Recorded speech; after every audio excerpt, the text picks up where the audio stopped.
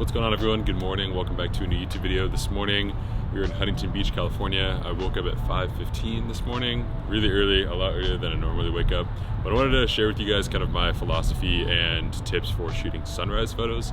So we're here in Huntington Beach at the pier, a beautiful, beautiful place in the morning, and we're going to be shooting some photos on the Mamiya 7 II as well as the EOS R. I'm just going to walk through some tips with you guys of how I kind of compose my shots at sunrise and how to utilize the light to the best of your ability. So let's not waste any more time. Let's pack up everything and start shooting.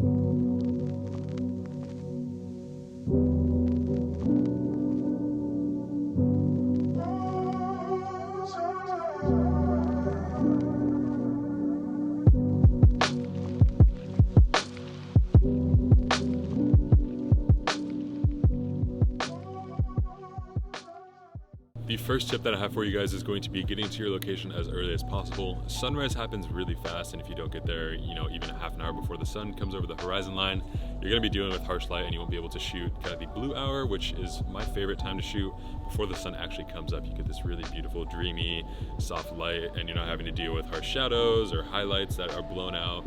It's just a really great time to shoot. So I'd encourage you to get to your location at least a half an hour, if not earlier, before the sun actually rises, so you can get that nice, easy glow to shoot in.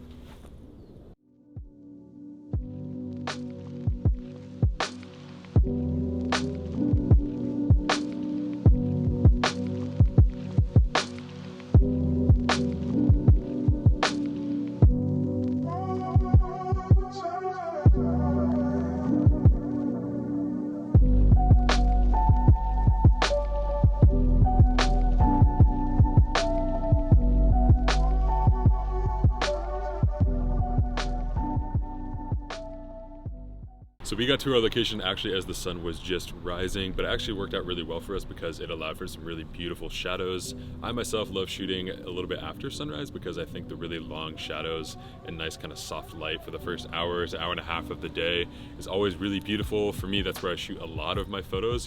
Over on my Instagram account or on my website, you guys will see a lot of really nice light in all my images, and it's usually in the morning or later in the evening, just because I know that the light's always going to be good. I can really count on California light to be consistently great, and that's a big reason why I live here. But I think I would encourage a lot of you guys to really shoot not only the actual sunrise, but then start walking around the neighborhood that you're in, or the location that you're at, and just see what else you can find as you're walking around. Usually you're going to be able to find some really great patches of light, some cool sun flares.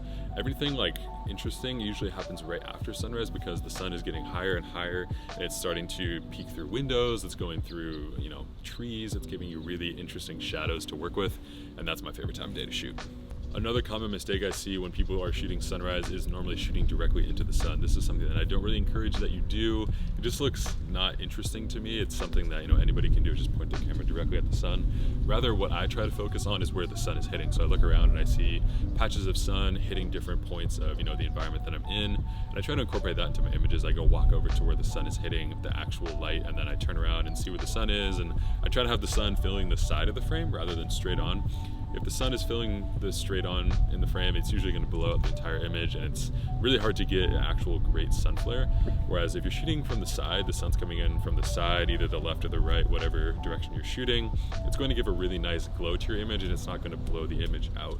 So that's what I would definitely recommend for you guys is, see where the sun is coming into the frame and try to shoot your frame so that the actual sun is just peeking in.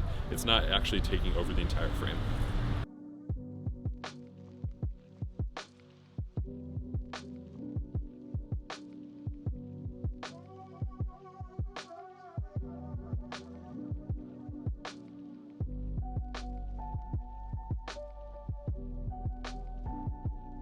A final tip for you guys would definitely be to try something new. I think for me, especially when I'm shooting sunrise, I usually feel like I'm against the clock, mind is racing, I'm like, I gotta take as many photos as I possibly can.